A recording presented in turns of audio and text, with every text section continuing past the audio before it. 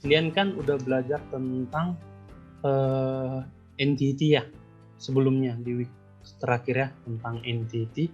Kedengaran suara saya kan? Kedengaran, Pak. Oke. Kalian udah belajar tentang entitas ya, bagaimana relasi di dalam entitas ya. Jadi bagaimana membuat CDM sama PDM supaya terbentuk sebuah table ya. Nah, karena sebelumnya sudah belajar tentang pembuatan entitas atau yang disebut di dalam dunia nyatanya itu adalah table. Nah, table itu kan harus diisi sama data. Nah, jadi penting kita mempelajari integritas data yang dimasukkan ke dalam sebuah table. Ya, jadi materi kita kali ini itu tentang data integrity, yaitu tentang integritas data. Nah, jadi apa sebenarnya data integritas itu atau data integrity ya? Jadi yang perlu kau pahami dalam data integritas itu ya, bagaimana suatu data yang dimasukkan di dalam database atau data yang diinsert ke dalam suatu table itu adalah data yang benar, data yang konsisten, data yang akurat. Ya, jadi kalau sudah kita masukkan data yang benar, data yang akurat, bahwa itu bisa mendeskripsikan bahwa kualitas data yang kita masukkan itu dalam database itu adalah kualitas data yang baik.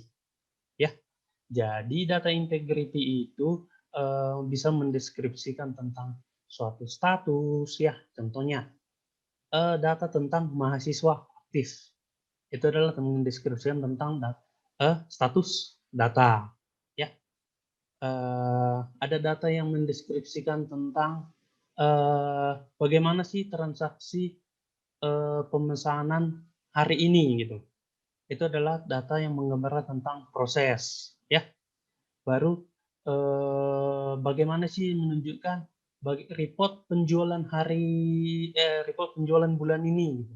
Atau bagaimanakah rata-rata IPK dari S1MR gitu. Itu melambangkan bahwa data itu disimpulkan atau ditampilkan dari beberapa fungsi. Jadi untuk menampilkan data IPK atau menampilkan report bulanan itu adalah menggunakan fungsi. Ya, jadi karakteristik data yang benar itu harus apa? Ya, nah yang pertama itu dikatakan harus ada business rules-nya. Apa business rules? Nah, kalau kalian belajar entitas sebelumnya, business rules itu adalah hubungan antara entitas satu sama entitas yang lain.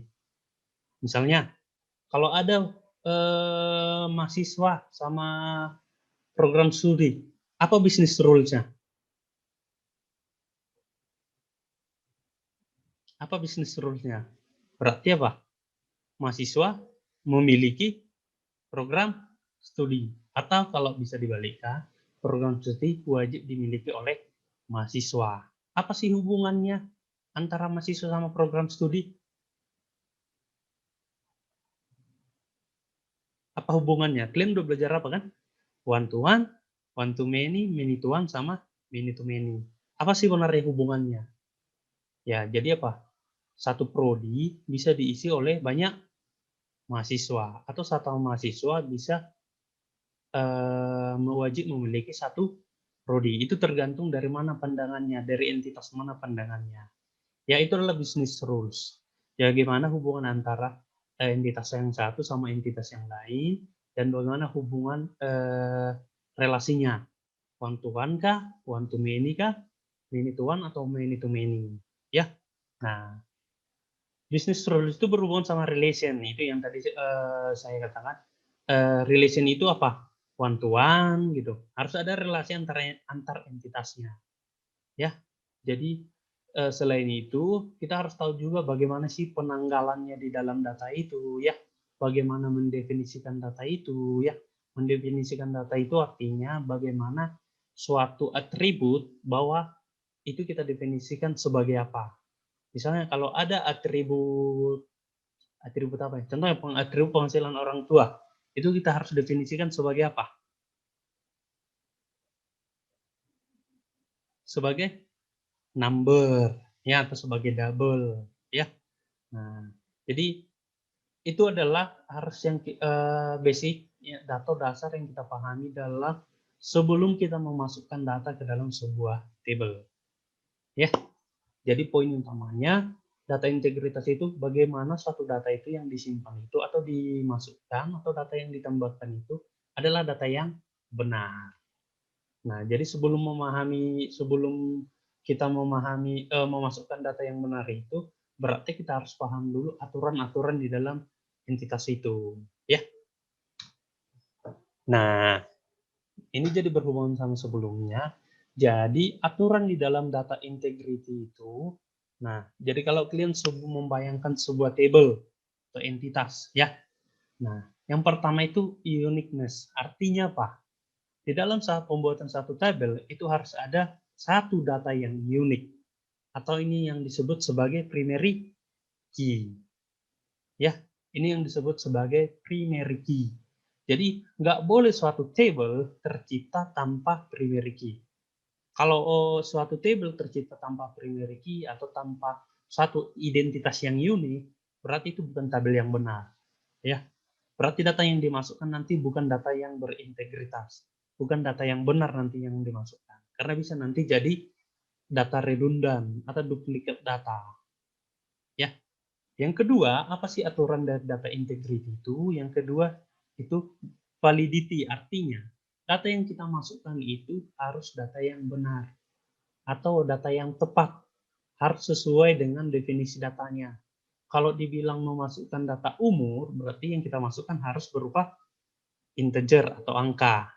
Ya, kalau disuruh masukkan data nama, berarti yang kita masukkan adalah berupa karakter-karakter. Ya, itu artinya untuk validity itu data yang kita masukkan adalah data yang tepat. Yang ketiga ada konsistensi, artinya ini berhubungan sama validity. Jadi data yang kita masukkan itu harus tepat. Yang kedua, hubungan antara data yang satu sama data yang lain itu harus saling terhubung. Misalnya di dalam tadi saya katakan tabel apa ya? Prodi sama mahasiswa. Ya. Misalkan primary key dari prodi ini 1, 2, dan 3. Nah, di tabel mahasiswa ada foreign key namanya kode prodi. Nah, misalkan kita masukkan kode prodinya 4 di tabel mahasiswa, berarti nggak akan masuk.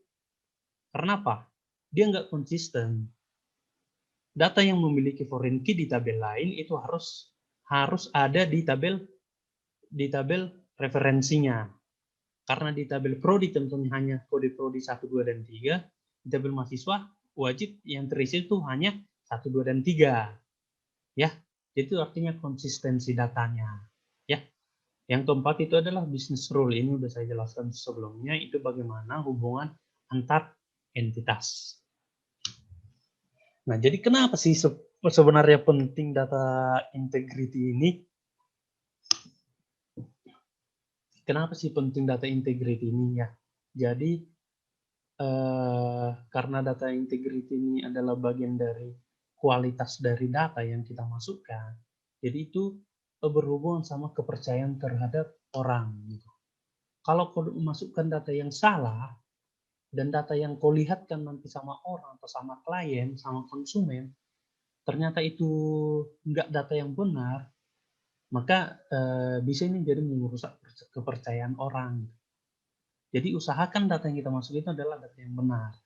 Jadi kalau udah kita masukkan data yang benar, nanti hasil dari kumpulan-kumpulan data itu pun akan menunjukkan kualitas data yang baik. Ya, jadi jangan karena database ini kan nggak banyak lihat orang, hanya bagian developer aja atau yang mengerjakan aja yang tahu sebenarnya datanya. Tetapi hasil dari data itu kan bisa dilihat orang semua kan, hasilnya gitu. Jadi kalau kau nggak buat data yang benar, orang pun nggak akan percaya sama datamu gitu. Jadi pastikan kau isi data itu dengan baik supaya orang percaya dengan data yang kau hasilkan. Ya, jadi saat membuat table, saat memodifikasi table, ya, jadi tolong pastikan cek, artinya harus dicek kembali bahwa definisi atau aturan-aturan dalam memasukkan data itu adalah memiliki aturan yang benar. Ya. Nah, jadi dikatakan bahwa integritas data itu hilang karena apa? Nah, ini invalid data edit to database. Artinya apa? Data yang tidak benar itu data yang tidak valid dimasukkan ke dalam database. Yang kedua apa? Ketika melakukan modifikasi terhadap data atau kolom gitu, itu dimodifikasi ke nilai yang salah.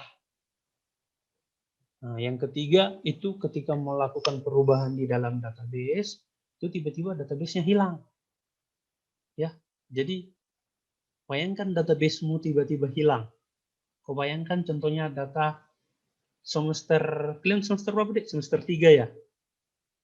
Apa yang terjadi ketika hilang data semester 1 sampai semester 4?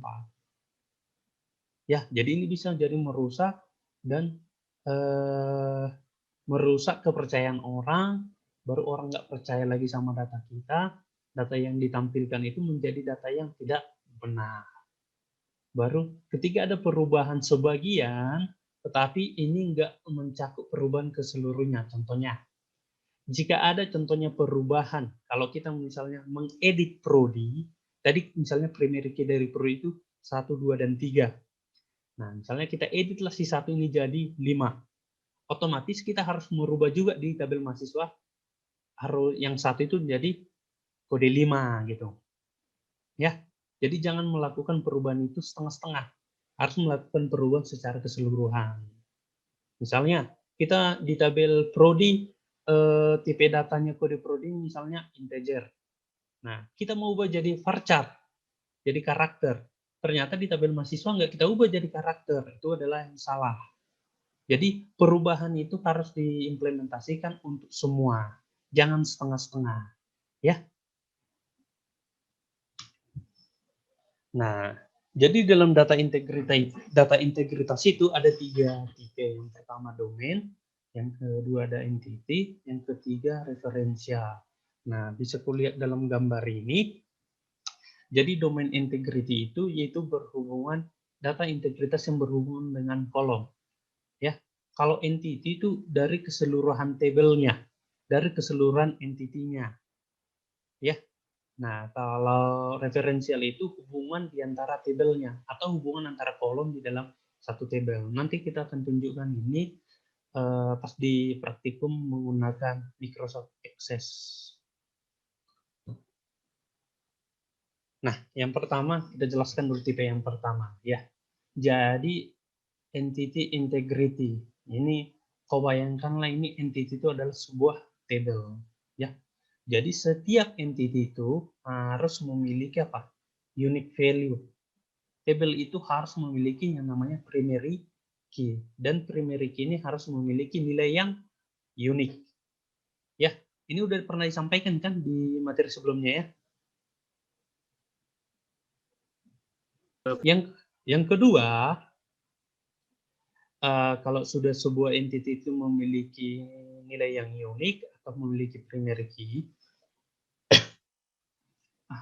setiap melakukan proses insert atau proses update itu nilai primary key itu juga tetap harus unik. Misalnya, kalau kita memasukkan tadi kode prodi 1, 2, dan 3. Nah, misalnya kita mau menambahkan lagi, nggak boleh lagi kita masukkan kode prodi dengan kode 1. Ya, atau kamu mengubah kode prodinya yang 1 jadi 2. Nggak boleh lagi karena udah ada kode prodi 2 dan 3. Jadi selalu akan dicek secara otomatis uniknya primary key itu ketika melakukan proses insert sama proses update. Ya, jadi ketika melakukan proses insert sama update, jadi nggak boleh ada duplicate value, artinya data yang redundan, data yang sama. Jadi primary key itu harus tetap unik. Hanya satu data untuk satu data mendeskripsikan kolom yang lain. Jadi nggak boleh nilainya sama. Jadi primary key itu karena unik, nggak boleh bersifat null. Artinya apa? Ketika mengisi data, nggak boleh contohnya kode prodi itu ketika kita isi, nggak boleh nilai kode prodi itu kosong. Wajib diisi. Ya, jadi itu aturan dalam entity integrity.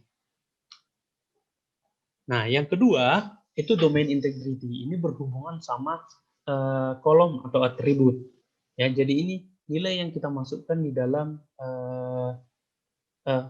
nilai yang kita masukkan di dalam suatu atribut atau kolom kalau di dalam tabelnya. Nah, jadi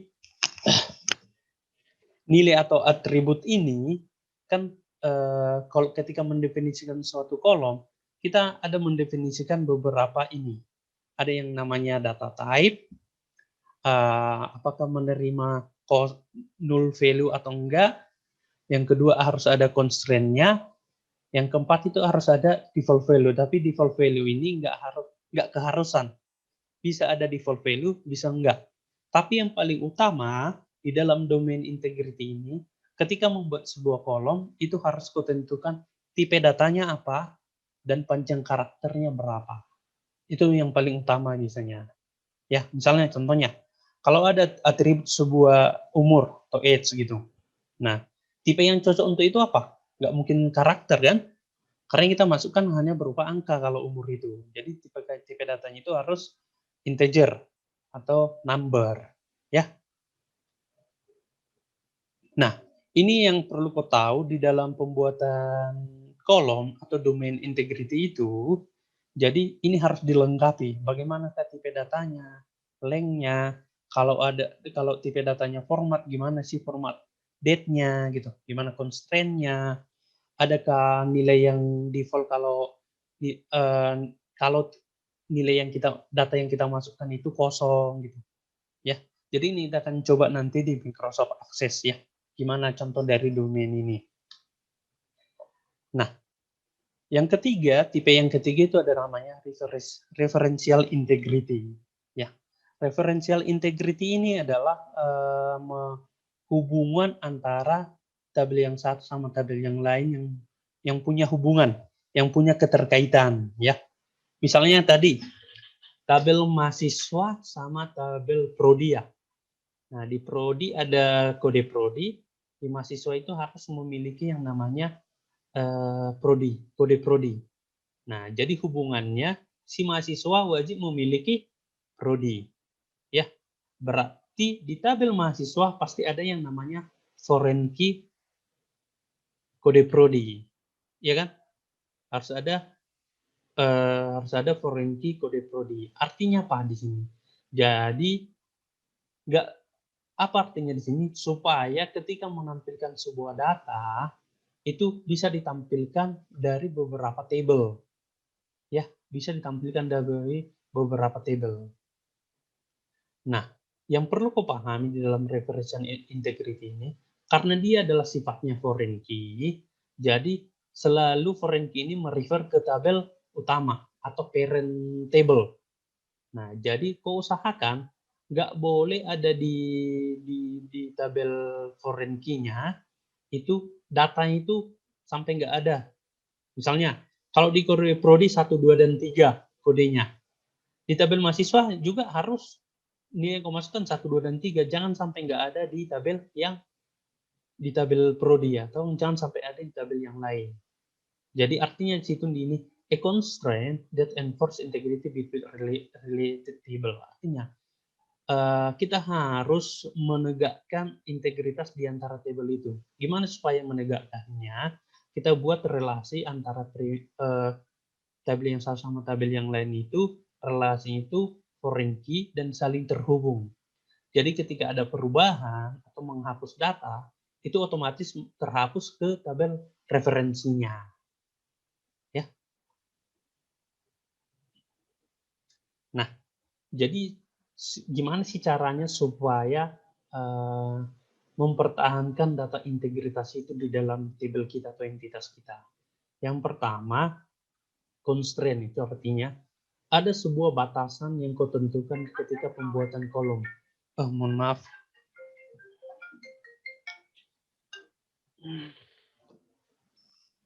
Jadi yang pertama itu tadi apa? Constraint. Jadi artinya apa?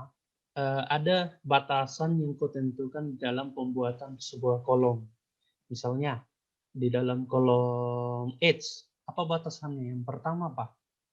Batasan yang pertama itu nilai yang masukkan harus integer atau numerik. Ya. Yang kedua, nilai yang dimasukkan itu maksimal berapa gitu.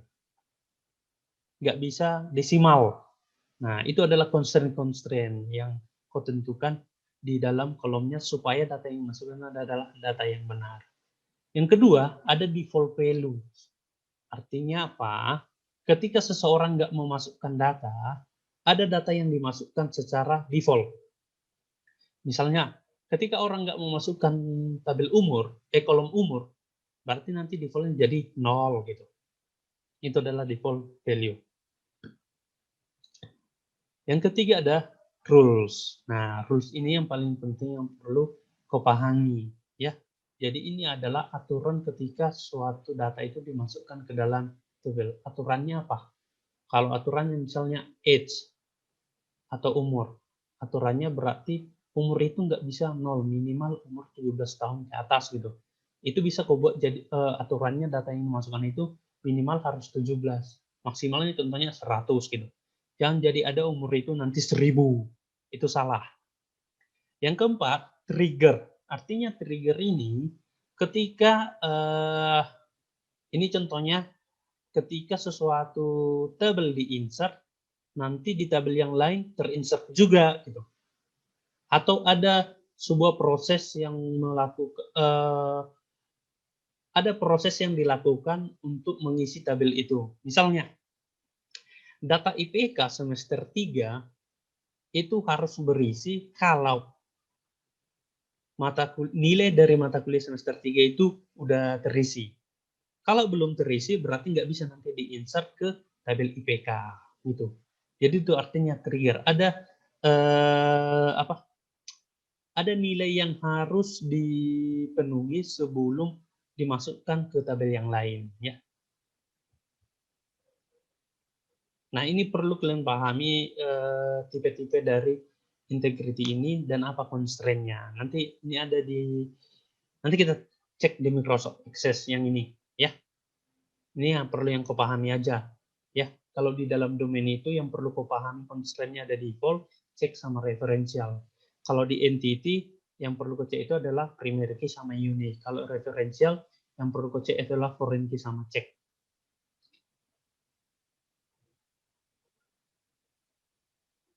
Nah, sebenarnya ini udah menggambarkan dari sebelumnya. Jadi saya langsung ke contoh ini aja, ya. Contohnya dari domain integrity ini. Ada tabel employee, ya. Nah, primary key-nya apa di sini? Kolom apa primary key-nya? Ivo, kolom apa primary key-nya? Eno, Pak. Eno, oke. Primary key-nya Eno. Kalau di departemen, apa primary key-nya? DNO, Pak. Oke, DNO. Nah, kalau kalian lihat di tabel di row yang kelima, ya, ada primary key-nya 5, name-nya si Puja, age-nya 10, DNO-nya 11. Nah, ada data yang salah. Karena apa data yang salah? Karena ada aturan kita bahwa age itu yang dimasukkan minimal 18 tahun. Ternyata yang dimasukkan age-nya adalah 10. Ya, jadi ini nggak memenuhi integritas data. Ini di bagian domain integrity. Domain integrity itu ingat, berhubungan sama kolom. Di kolom age itu minimal harus 18 data yang dimasukkan. Ternyata yang dimasukkan 10, jadi itu error. Atau nggak bisa data itu dimasukkan. Ya. Nah, ini tadi sebenarnya sudah saya katakan, ya. Di dalam entity itu yang perlu kau pahami harus ada primary key, unique value-nya, dan bagaimana identitas dari properti-properti atau kolom-kolomnya. Ya. Nah, contohnya dari entity integrity itu, nih, ini menggunakan table yang sama.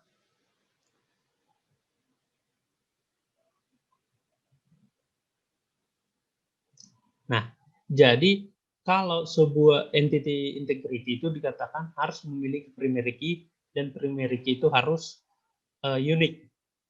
Yang ketiga itu tidak bisa null value. Nah, sementara data yang dimasukkan apa? Eno-nya itu null, namanya si Kavya, age-nya 21, DNO-nya 10. Untuk name, age, dan DNO itu kan memenuhi. Tapi si Eno-nya primary key-nya salah. Karena apa? sebuah primary key nggak boleh memiliki null value. Jadi primary key itu nggak boleh kosong, harus berisi dan harus unik. Seandainya saya masukkan null itu jadi 4 kafia 2110. Benar nggak? Enggak, Pak. Benar nggak? Enggak benar, Pak. Nggak benar. Enggak, Karena Pak. apa? Karena apa? Udah ada 4. Karena Udah ada, udah Pak. ada 4. Udah enggak Jadi unik lagi, Pak. udah nggak unik lagi karena udah ada data 4. Yang terakhir itu adalah referensial. Ini adalah hubungan antara tabel yang satu dengan tabel yang lain. Karena ada hubungannya berarti ada foreign key di tabel lain, ya. Jadi contohnya nih, langsung ke contoh aja dulu kita. Jadi contohnya di tabel employee DNO dimasukkan 16, ya kan? Sementara di tabel departemen DNO itu hanya kode 10, 11 sama 12. Ya. Oh, ini salah ya. With DNO sama dengan 15 ini, with DNO sama dengan 16 ini ya. Jadi nggak ada kan kode DNO yang 16 kan? Udah ada, Nah, Pak. karena ada hubungan antara table employee sama departemen, jadi ini adalah reference data yang salah. Jadi ini berhubungan sama referential integrity, hubungan antara tabel yang satu sama dengan tabel yang lain. Jadi nilai yang dimasukkan ini harus apa? 10, 11 atau 12. Nah, jadi referential integrity ini seandainya gini ya, saya masukkan di sini tabel 12. Misalnya Eno yang kode 4, DNO-nya 10 kan? Nah, baru sini DNO 10 saya ganti contohnya 15. Udah? Nah, harusnya yang 15 ini harus ganti di sini jadi 15 kan? Nah, itulah yang disebut sama cascade. Cascade itu artinya apa? Melakukan perubahan ke tabel yang berhubungan dengan dia. Ketika melakukan update sama delete, harus di cascade ke tabel referensinya. Misalnya kalau saya ganti ini jadi 15, di sini pun harus ganti jadi 15. Kalau saya hapus ini, di sini pun datanya harus dihapus. Itulah artinya dari cascade. Paham ya? Paham, Pak. Oke.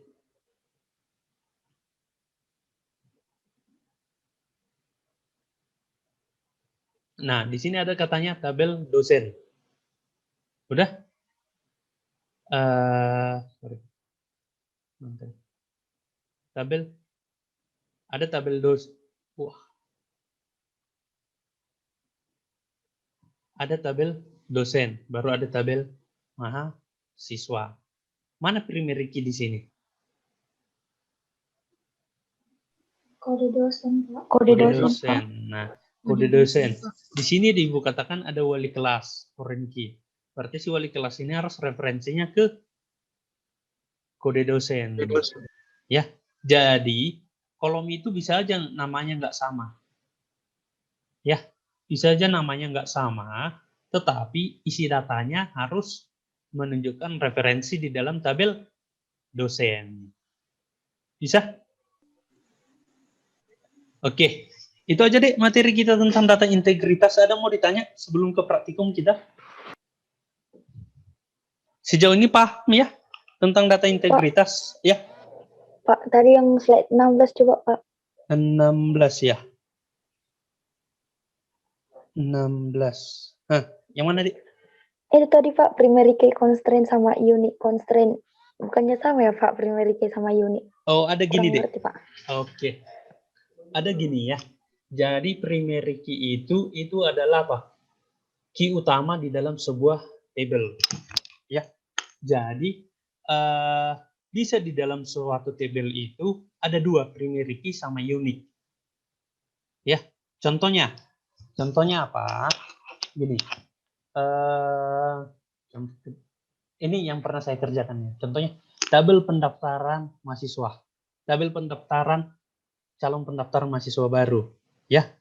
Nah, ketika kalian mendaftar, ada nomor referensi, nomor pendaftaran. Nah, itu adalah primary key-nya. Udah? Nomor pendaftaran itu primary key-nya, berarti itu adalah unique. Udah? Nah, yang kedua ada unique value-nya, yaitu email. Email itu nggak boleh yang sama. Ketika kamu masukkan email yang sama, jadi datanya itu nggak akan masuk. Jadi email itu harus unik. Jadi bisa dalam table itu ada primary key, ada namanya unique column juga.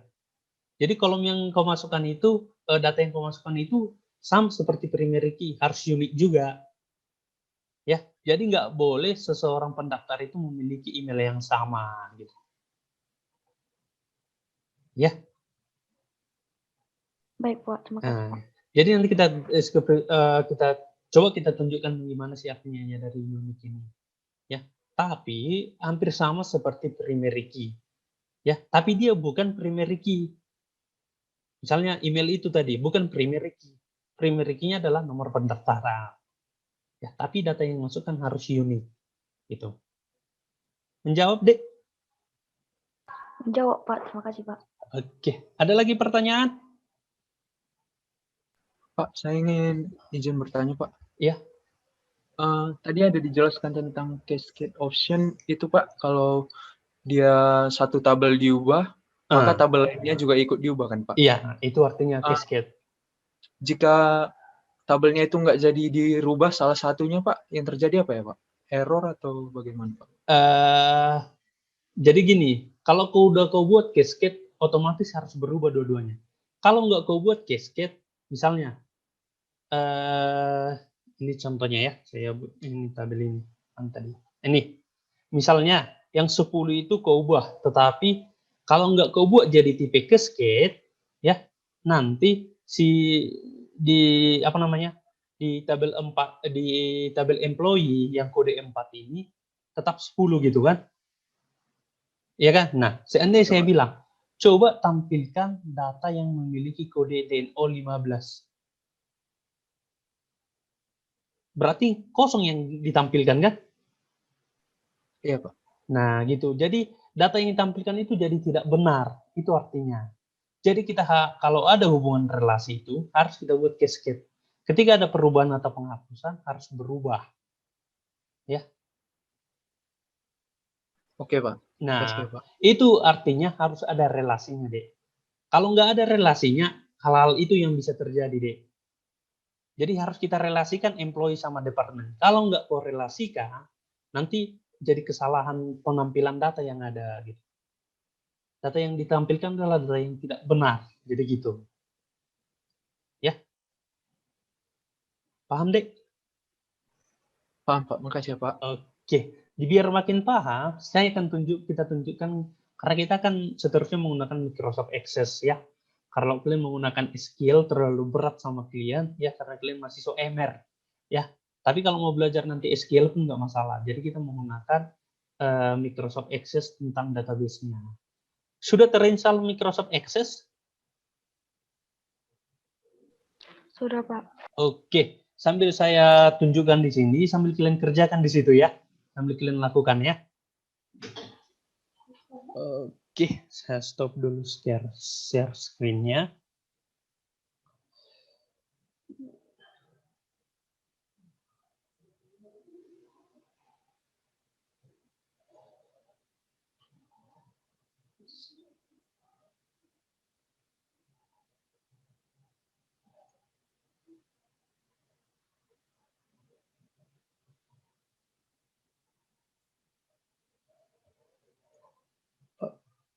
Oke. Kelihatan ini Microsoft Access-nya? Kelihatan, Pak. Oke, kelihatan ya. Nah, udah dibuka Microsoft Access-nya? Biar kita sama-sama mencoba ya. Masih loading Pak, bentar ya Pak.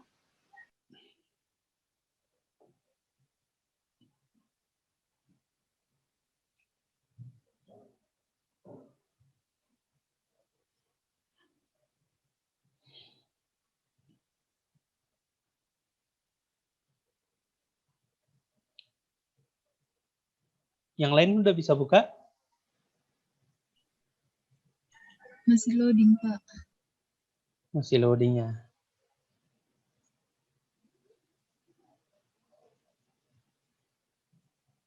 Ini masih banyak ini yang belum open cam. Kenapa nggak open cam? Oke, saya tanya dulu sebelum loading ya. Berta Purba. Berta Purba. Pak. Oke. Ada tiga tipe data integritas apa aja?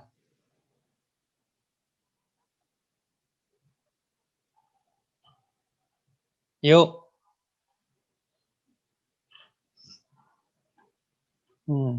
Yang nggak open cam saya tanya-tanyain. Ayo, apa aja? 3 tipe ya, Pak? Iya. Tadi kan saya bilang ada 3 tipenya kan? Apa aja?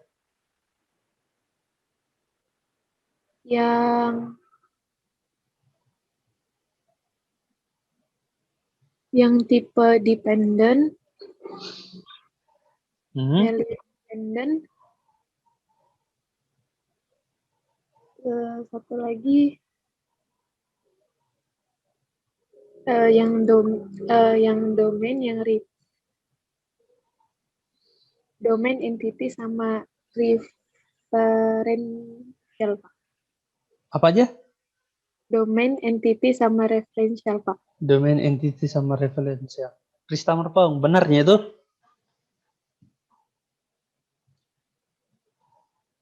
Chris. Menurut saya benar, Pak. Apa entity? Integrity. Entity integrity itu, Pak, harus memiliki primary key atau primary key itu yang nilainya unik gitu, Pak. Oke. Daniel Simanjuntak. Apa domain integrity?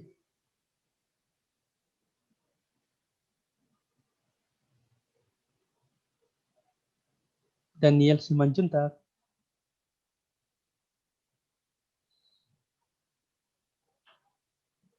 Nih. Daniel Simanjuntak. Nah, ini Halo, takutnya sah. Halo. Ya, Pak. Apa itu domain integrity, Daniel? Domain integrity itu, Pak, berarti memiliki possible value dari atributnya. Terus memiliki beberapa aturan dalam data system, yaitu berisi data type dan panjangnya. Terus tidak boleh memiliki null value. Terus contohnya, Pak, jika kita membuat suatu atribut tentang umur dari sebuah entity perusahaan, berarti harus dalam bentuk integer atau angka, gitu, Pak. Oke. Jadi usahakan open cam-nya, jadi biar tahu saya minimal kalian dengar gitu ya. Sudah loading semua database-nya, aksesnya? Udah. Oke, sekarang minimal kita create dulu ya. Nah, yang pertama itu klik yang ini, blank desktop database. Udah?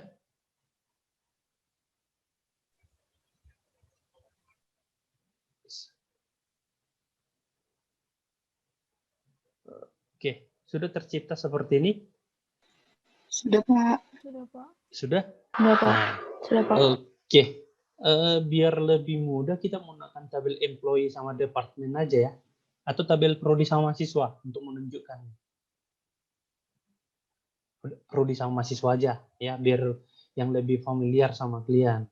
Yang pertama, nah, ada sebelum saya jelaskan ini ya, ini mungkin sedikit pemahaman sama kalian. Ada nggak dijelaskan sebelumnya di tentang entitas itu? Ada namanya master table, ada yang namanya transaksi table. Tahu? Tahu bedanya transaksi table sama master table? Belum, Pak. Oke, jadi gini. Jadi master table itu adalah ketika suatu table itu nggak ada referensi ke tabelnya. Misalnya, prodi. Nah, kalau nggak ada di tabel prodi foreign key dari tabel lain, itu disebut sebagai master. Ya. Nah, yang kedua, ada yang namanya transaksi table. Misalnya mahasiswa. Mahasiswa harus memiliki prodi, ya kan? Nah, kode prodi itu kan harus ada di tabel mahasiswa kan? Nah, ketika sudah ada foreign key aja di tabel satu tabel itu disebut sebagai transaksi table. Ya, jadi ketika pembuatan suatu table, usahakan membuat yang pertama itu adalah tabel master yang pertama. Ya, jadi dari tabel prodi sama mahasiswa. Si mahasiswa kan wajib punya prodi kan? Jadi yang tabel transaksi adalah mahasiswa, master table itu adalah si prodi. Jadi ketika pembuatan table, usahakan yang kita lakukan pertama itu adalah tabel si master atau master table-nya. Ya, misalnya berarti yang kita klik pertama itu misalnya ini table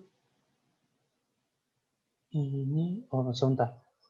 Nah, ini kan desain ini di Microsoft Access ini ada yang namanya design view, ada yang namanya juga datasheet view. Yang ini adalah datasheet view menampilkan datanya. Nah, coba diklik yang bagian ini paling ujung, design view. Udah? Nah, contohnya dibuat ini supaya melambangkan tabel master, bisa kau buat M, contohnya prodi gitu. Ya. Oke. Nah, ada tabel prodi atau master prodi.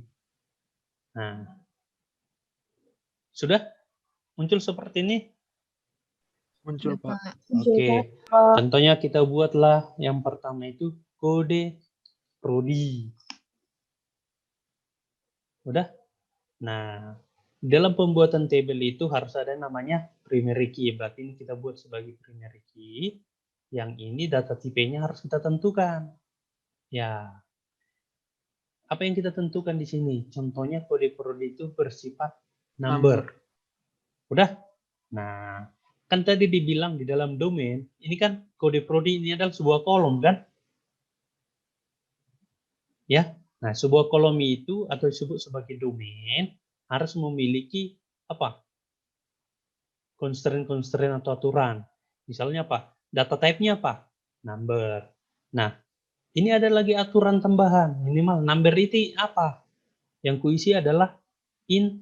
Ada kan number itu banyak. Ada integer, ada double, ada long integer, ada desimal. Misalnya kode prodi, bisa nggak kita buat desimal? Memungkinkan nggak? Nggak bisa kan?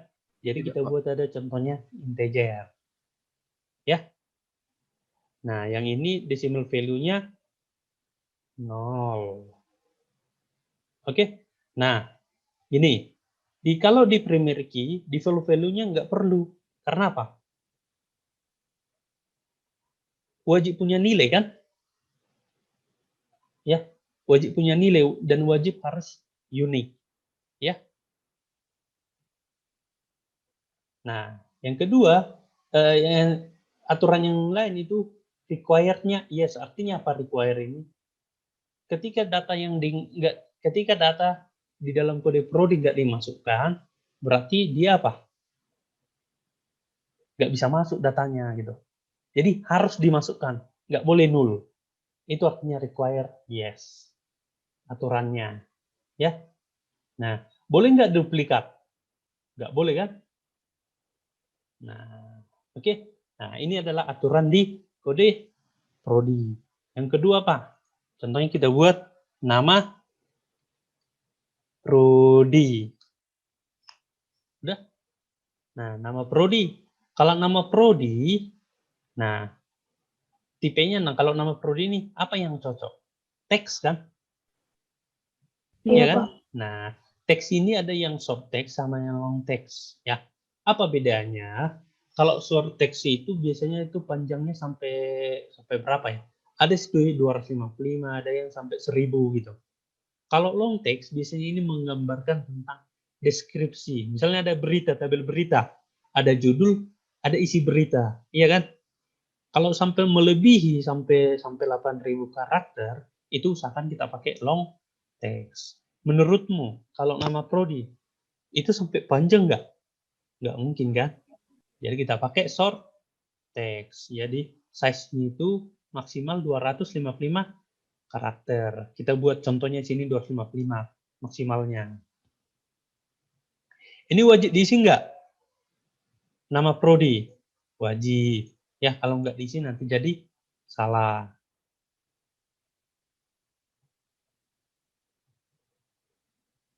Udah? Nah, yang ini nggak usah diperhatikan ya. Oke. Kalau sudah, nah yang ini kita buat hanya dua kolom aja ya. Nah, kalau saya tanya, apa entitasnya, nama entitas ini?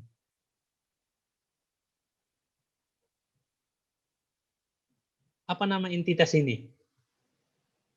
Prodi, Pak. Atau master prodi, ya? Apa primary key-nya? Kode prodi, Pak. Prodi, Pak. Berarti ada 2 kolom di dalam ini, ya. Udah? Kalau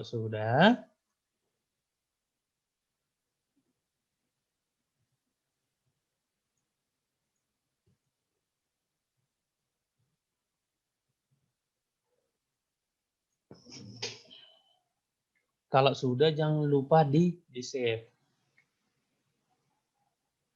Ctrl S. Sudah? Oke, udah di save ya. Oke, nanti kita masukkan dulu terakhir datanya. Yang kedua, kita create lagi tabel yang baru ya. Ini dari menu create table lagi. Ya. Create table, ini klik ke design view. Nama tabelnya apa? Contohnya tabel T mahasiswa. Artinya tabel transaksi. Ya. Sebenarnya nggak perlu pakai T atau M, tapi biar kau paham mana sih master table sama master transaksi, ya. Oke. Oke. Nah, di tabel mahasiswa contohnya kita buat apa? NIM. NIM itu apa? Kalau sarjana, NIM-nya bisa pakai S kan? Iya, Pak. Nah, berarti nggak mungkin number kan? Harusnya short text. Nah, ini kepanjangan, ya kan? Nggak mungkin sampai 255 NIM kan? Kan bisa 11S14, 114. Nah, buatlah contohnya ini 20 maksimal gitu. Karena apa? Penting ini file size ini. Karena semakin besar nanti tuh file size-nya, file size-nya, nanti data yang disimpan pun makin besar gitu. Karena berbeda yang file size-nya 20 sama file size-nya 255 gitu. Ya. Ini required, ya no duplicate. Ini pas. Nah, yang ini aja untuk yang si NIM. Oke. Baru siap itu apa? Nama. Tinggal nama mahasiswa. Ini kita buat short text saja maksimal 255. Mungkin nggak mahasiswa lebih dari 255?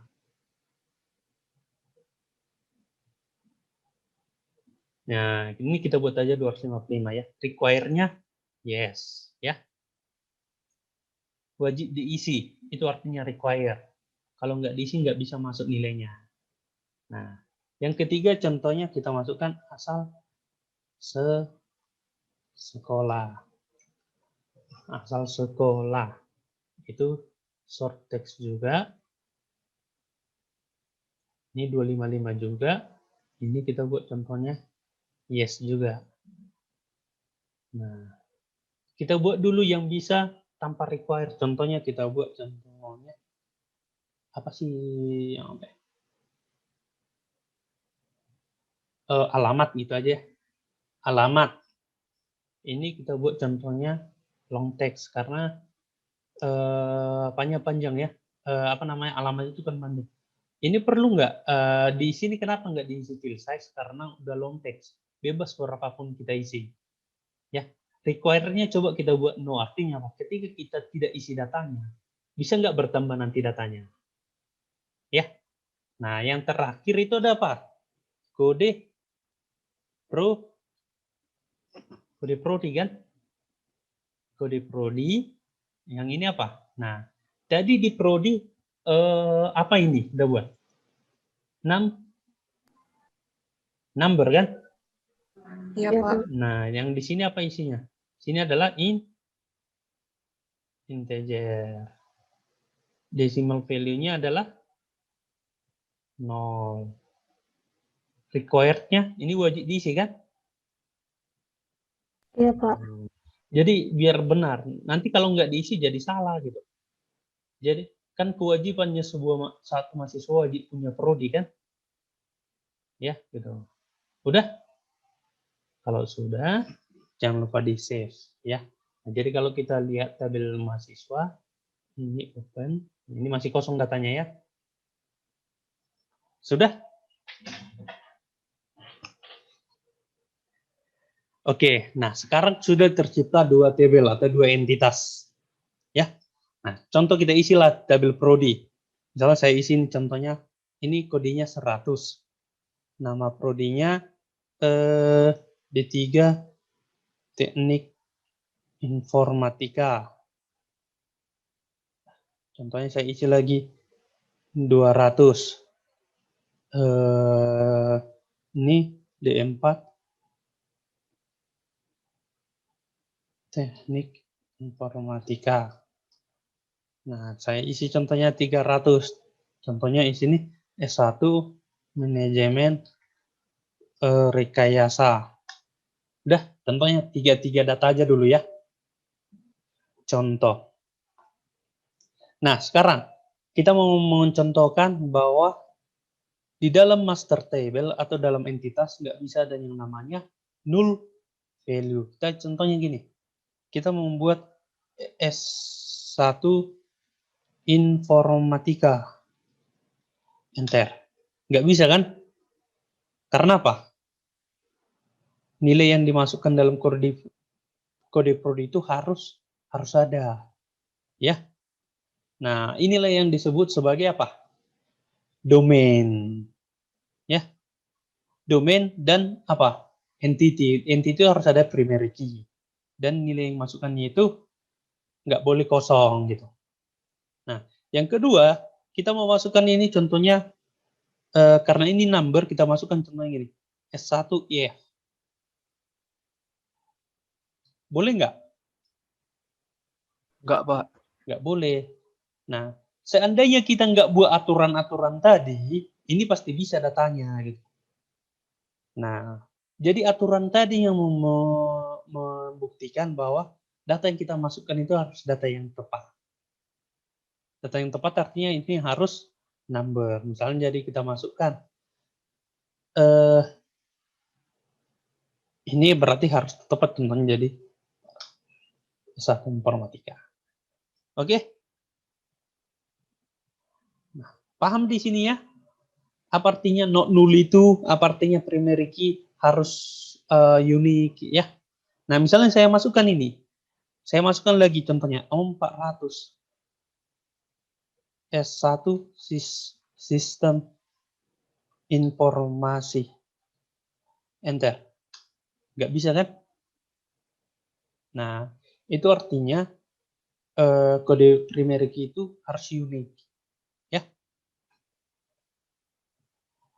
Jadi kita harus yang unik, contohnya jadi harus 500. Baru bisa ditambahkan. Jadi paham ya tadi aturan dari integrity itu ya? Data integritas. Ada yang namanya uniqueness, udah paham ya? Apa di dalam table itu uniqueness? Yang kedua ada namanya validity, artinya apa? Data yang dimasukkan itu harus tepat. Misalnya kalau number, harus number yang kita masukkan. Nah, yang ketiga, consistent. Jadi, data itu harus konsisten, ini berhubungan sama referensial. Nanti kita tunjukkan gimana sih data yang konsisten itu. Baru yang keempat itu ada namanya business rules. Iya kan? Jadi business rules itu apa? Hubungan antara tabel yang satu sama dengan tabel yang lain. Nah, di sini belum nampak karena ini kan masih satu tabel ya. Nah, sekarang kita ke tabel mahasiswa. Nah, di tabel mahasiswa, NIM tadi dimasukkan adalah short text ya. Nah, misalnya saya masukkan contoh gini. 1 113 20 001. Nah, ini number semua kan? Boleh kan? Iya. Contohnya saya masukkan saya testing aja lah ya. Siapapun. Budi.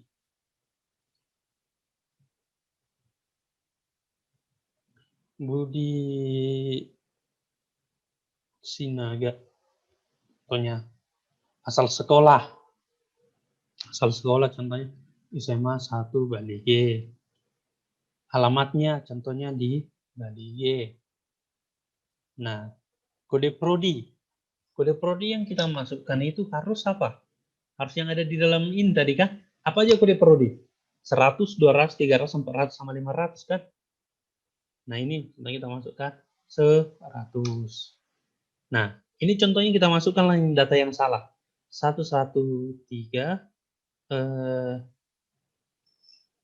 kalian gimana sih? Apa kalian lihat? Oh, 21S 18001 contohnya. Namanya siapa NIM-nya ini? Ini ada, saya buat aja lah. Olga Sianturi contohnya. Ya. Dia apa? SMA Negeri 1 Tarutung. Alamatnya di Tarutung. Nah, jangan saya masukkan 600. Harusnya nggak bisa kan? 600 kok bisa ya? Oh, ini masih bisa. Di sini kan coba kita lihat. Di sini sampai 500 kan? Di sini apa? Ada 600. Kenapa bisa? Kenapa bisa? Karena kita belum buat relasinya. Ya. Kita belum buat relasinya. Jadi di sini masih bisa masuk data kan? Karena kita belum buat relasinya. Nah, itu pentingnya referential integrity. Nah, nanti akan kita tunjukkan gimana sih membuat relasinya. Ya. Oke, nah contoh kita masukkan lagi 3 lah ya. 114 20 001 contohnya Tesla Samosir. SMA 1 Samosir. Nah, tadi dibilang alamat boleh nul nggak? Boleh nul nggak alamat? Boleh, Pak. Boleh, Pak. Berarti kalau kita masukkan nul nggak apa-apa kan? Ini contoh kita buat contoh 500. Nah, ini masih benar kan?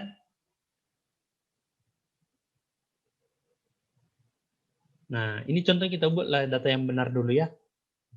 Nah, yang pertama, saya ingin buktikan sama kalian. Dimasukkan kode prodi data yang salah. Masih benar datanya kan? Karena belum ada hubungan, belum ada relationnya kan? Ya. Nah, seandainya ini saya masukkan data yang benar dulu, contohnya 400. Nah, baru nanti setelah kita buat relationnya, kita tes, boleh nggak dimasukkan dia. Jadi ini ada 3 data, di alamat bisa nol karena kita tadi require-nya no. Ya. Nah, udah tercipta tabel seperti ini? Udah tercipta tabel seperti ini? Sudah, Pak. Pak. Sudah.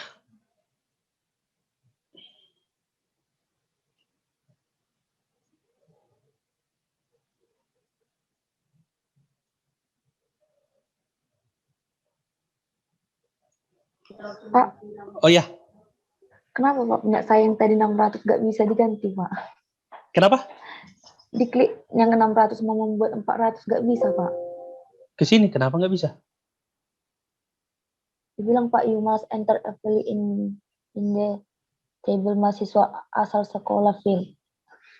Asal sekolah fail. Berarti sini masih kosong kok buat dek. Udah sih, Pak. Oke, sebentar. Saya akan tunjukkan dulu ini semua. Baru nanti bisa kok share screen ya. Di mana yang salah kita cari ya. Oke, udah bisa sampai sini semua? Sudah, Pak. Udah, oke. Nah, sekarang kita akan membuat relasinya. Ya, gimana sih membuat relasi ini? Jadi biar nggak salah nanti data yang dimasukkan. Dari klik home, klik table. Udah? Baru klik relationship.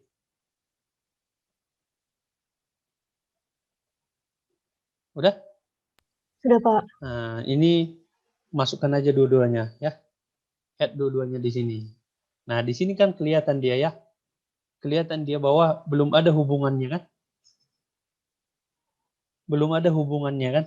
Si mahasiswa sama prodi kan? Iya, Pak. Nah, gimana buat hubungannya? Yang ini. Buat hubungannya itu gini. Klik edit relationship. Udah? Nah, pilih yang tabel pertama. Sorry. Ini, create new. Klik create new. Sudah? Baru pilih left table contohnya si mahasiswa. Right table-nya atau kolom yang satu lagi prodi. Yang di left column ini apa? Kode prodi. Yang di tabel prodi apa? Kode prodi juga. Itu artinya yang berrelasi. Baru klik OK. Nah, udah tercipta seperti ini. Nah, baru klik create.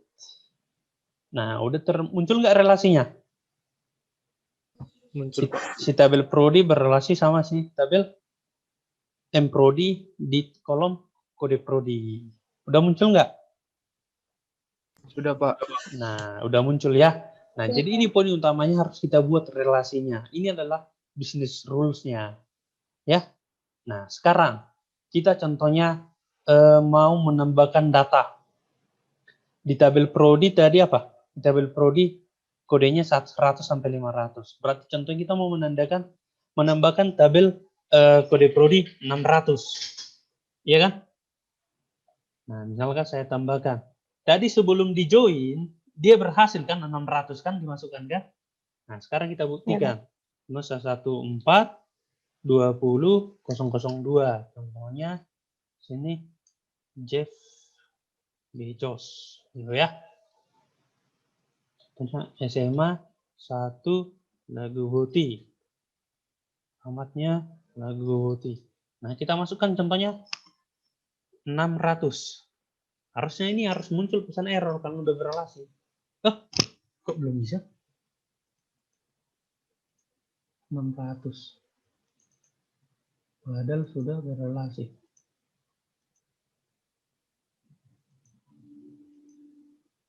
Ini kode prodi.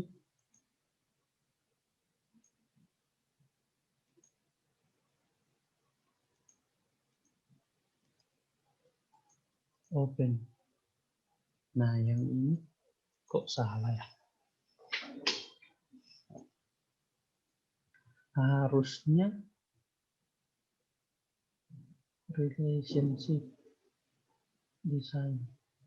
Sebentar ya. Apa yang salah di relationship-nya?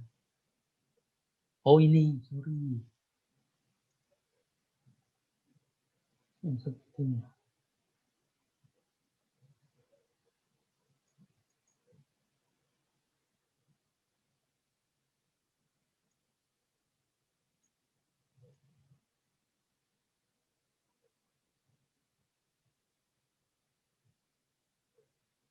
Oh, karena belum kita save.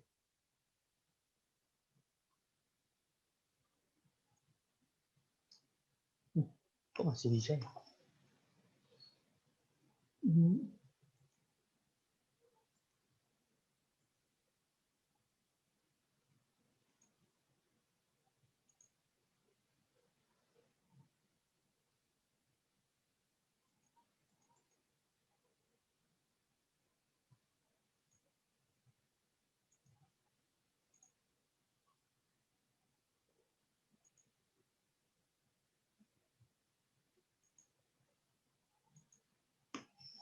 Sebentar ya, Dek, saya cek dulu ya. Gimana yang salah ya?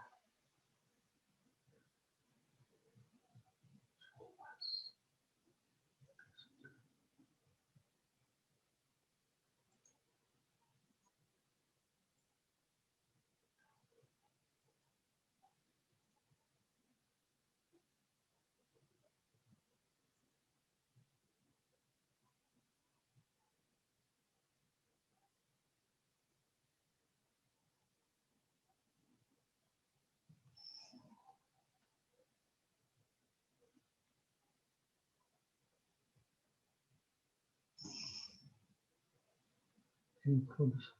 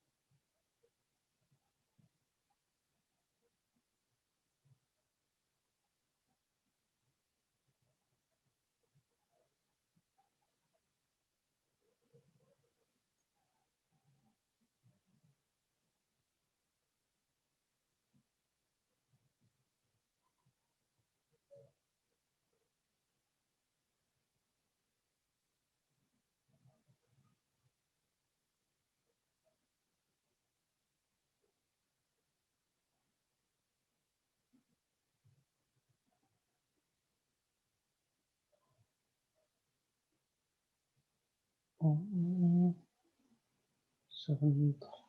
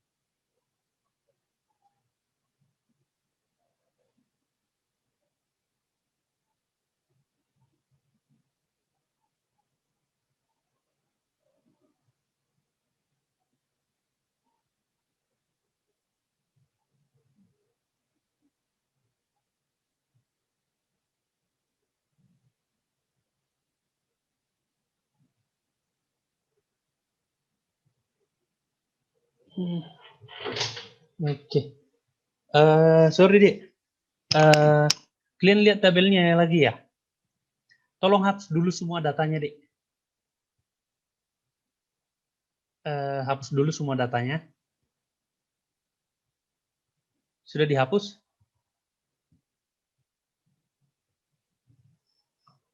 Udah dihapus? Sebentar, Pak.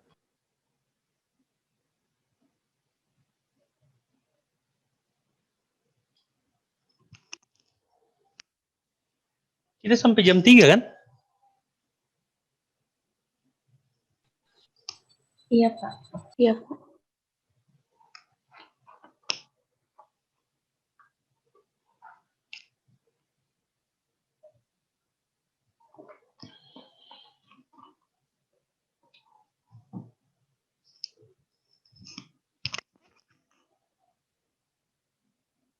Sudah dihapus?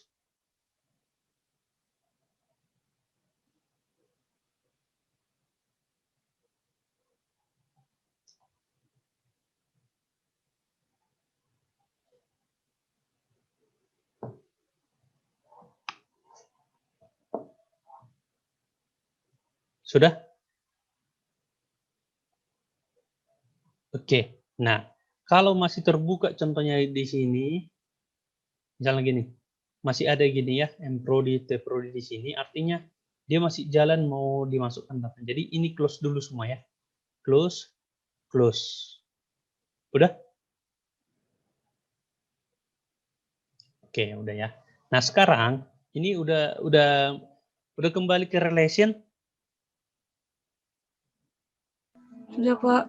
Oke, nah di sini di relation ini coba klik edit lagi deh. Edit. Udah? Sudah? Sudah, Pak. Nah, pilih yang tadi yang udah kau buat. Nah, ini centang semua, Dek. Ini artinya cascade itu apa? Ketika mengubah atau menghapus, nanti otomatis diubah atau dihapus, ya. Udah dibuat seperti ini? Sudah, Pak. Kalau udah, oke. Harusnya tercipta tabel seperti ini. Artinya, Udah tercipta? Banyak Sudah, Pak. mahasiswa dalam satu prodi. Kan itu hubungannya kan? Banyak mahasiswa dalam satu prodi. Oke? Nah, kalau sudah tercipta, coba kita buat dulu tabel prodi. Nah, ini isi contohnya 100, ini contohnya D3 Teknik Informatika.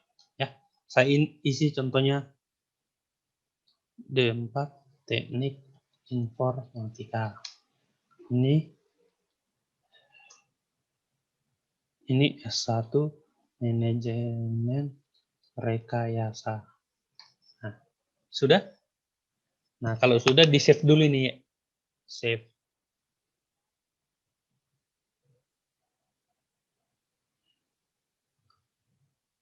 Sudah dibuat 3 data?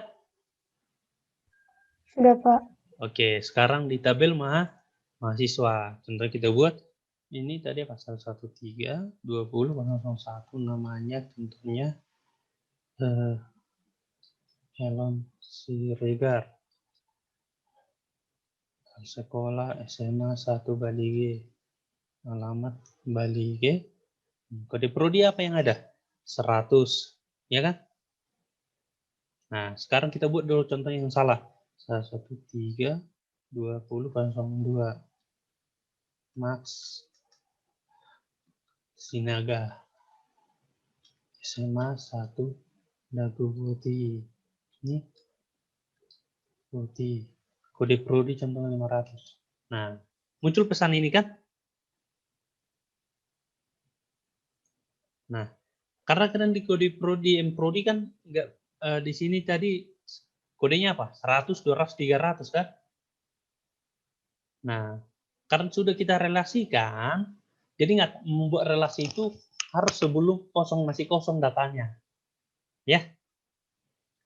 Nah, di sini kan kodenya 100, 200, 300. Di tabel mahasiswa, ini kode prodi kemasukan 500. Nggak boleh. Karena dia bereferensi ke tabel prodi. Jadi yang kita isi itu bisa apa? Contohnya harus 200. Contoh saya tambahkan lagi satu data.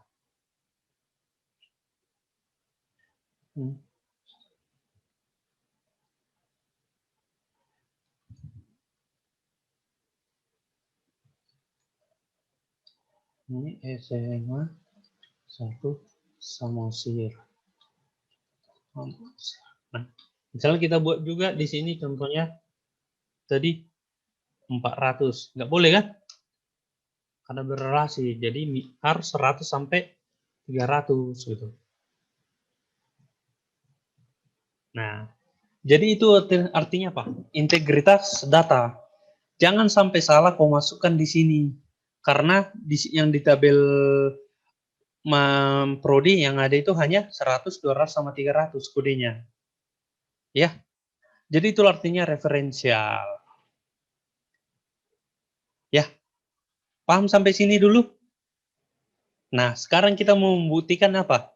Menghapus sama mengupdate kan? Nah, sekarang karena kita udah buat cascade tadi tipenya, misal ini kita ganti jadi contohnya 500. Iya kan? Harusnya yang di tabel mahasiswa harus berganti ya. Iya kan? Nah, kita buat 500. Nah, ganti. Harusnya di sini apa? Kalau kau refresh, harusnya di refresh. Sorry, ini belum di save. Save. Nah, di tabel mahasiswa harusnya, nah udah terganti kan? Nah, saya ganti di sini ya. Contohnya ini 600. Udah? Ini save dulu ya. Save, refresh. Membuktikan bahwa udah terganti datanya. Udah ya? Udah terganti kan? Nah, harusnya sini udah terganti. Nih. Nah, itulah cascade update. Ya. Nah, sekarang kita buat cascade delete. Kalau saya hapus ini, harusnya data yang di mahasiswa harus hapus. Ini delete. Delete, yes, baru save. Udah? Nah, kita save harusnya tabel mahasiswa sudah terhapus. Nah,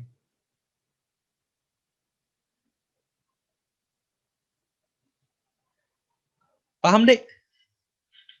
referensial sama cascade ya. Paham ya data integrity ya? Nah, ada pertanyaan sampai saat ini? Ada mau ditanya?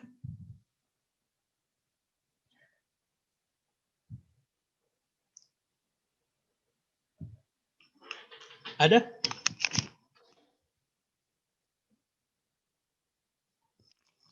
Ayo, masih ada waktu, mungkin 15 menit lagi. Kalau nggak ada, saya stop gitu. Kalau ada pertanyaan, silakan gitu. Ada Pak. yang bermasalah? Tadi Pak. Sekarang yang bermasalah coba share screen biar kita cari sama-sama. Saya coba buka share screen-nya. Oke. Dari handphone Pak. Dari handphone.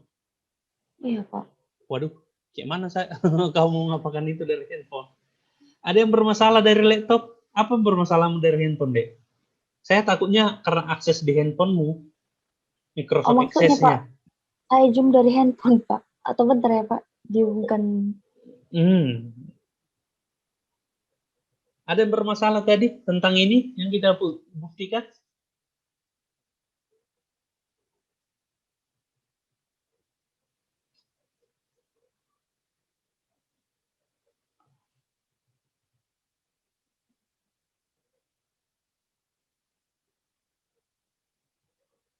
Jadi nanti praktikumnya seperti ini yang dibuat yang sesi 2 ya. Nah, untuk minggu selanjutnya, mungkin tolong carikan ya. Jadi saya mau 1 jam teori, 2 jam praktikum, jadi terganti gitu. Kalau saya gunakan contohnya yang 2 jam ini jadi praktikum, hari Selasa ada nggak kosong klien yang 1 jam? Jadi saya gunakan yang hari Jumat ya klien-kliennya. Nah, yang hari Jumat itu saya pindahkan ke Selasa, ada kosong nggak 1 jam? Selasa padat, Pak. Selasa padat ya? Atau Rabu pagi ada nggak? Juga ada kelas. 1 jam gitu. Jadi saya mau 1 jam aja membuat menjelaskan tentang teorinya, baru 2 jam nanti praktikumnya. Karena praktikum ini lebih banyak kita nanti. Karena ini udah ke praktikal kali ya. Karena penting kalian paham teori-teorinya aja dulu ya. Karena kalau udah paham praktikumnya, otomatis ke teorinya pun udah lebih paham ya. Misalnya saya ngomongin tadi, domain integrity, harus ada data type-nya, harus ada link-nya, kan bingung kalian pertama berasa. Apa sih link? Apa sih data type gitu. Nah, setelah dipraktekkan, kan udah lebih paham. Oh, si kode prodi harus ada data tipe-nya number gitu. Lebih praktis gitu.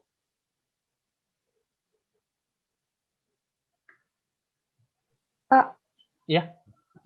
Bisa nggak Pak? Soalnya dari jaringan nggak bagus. Nggak bisa ngikutin langsung. Nanti videonya bisa dikirim Pak. Oh, nanti saya kirim kok ini. Saya buat ke nanti. Saya sudah record, nanti saya kirim. Materi kuliah-kuliah sebelumnya juga saya upload nanti video yang udah dikuliahkan seperti ini ya. Nanti akan saya kabari di grup ya. Sambil mau nanya lagi Pak. Ya. Kan tadi Pak, tunggu diisi dulu datanya baru ke relation. Padahal bermasalah. Nah, terbalik. Harusnya buat relation dulu. Saya ingin membuktikan aja sebenarnya. Yang pertama itu kita isi data. Kalau tanpa relation, bisa diisi data yang salah kan? Iya. Nah, itu. Jadi, membuat relation itu, jadi ini yang perlu kalian tahu. Yang pertama, sebelum mengisi data, buat dulu hubungan antar tabel itu. Yang pertama tadi apa? Yang pertama, create table itu harus create table master. Harus master table dulu kan? Karena apa? Kalau kalian buat contohnya tabel mahasiswa langsung kode prodi. Padahal kode prodi di tabel master kan? Nah gitu, jadi harus tabel masternya dulu tercipta. Jadi master table, baru siap itu apa? Transaction table, baru siap itu buat relation. Jangan lupa centang apa? Cascade-nya. Ya? Iya, Pak. Oke. Makasih, Pak. Ada lagi mau ditanya? Susi paham? Iya Pak, udah Pak. Santi Panjaitan.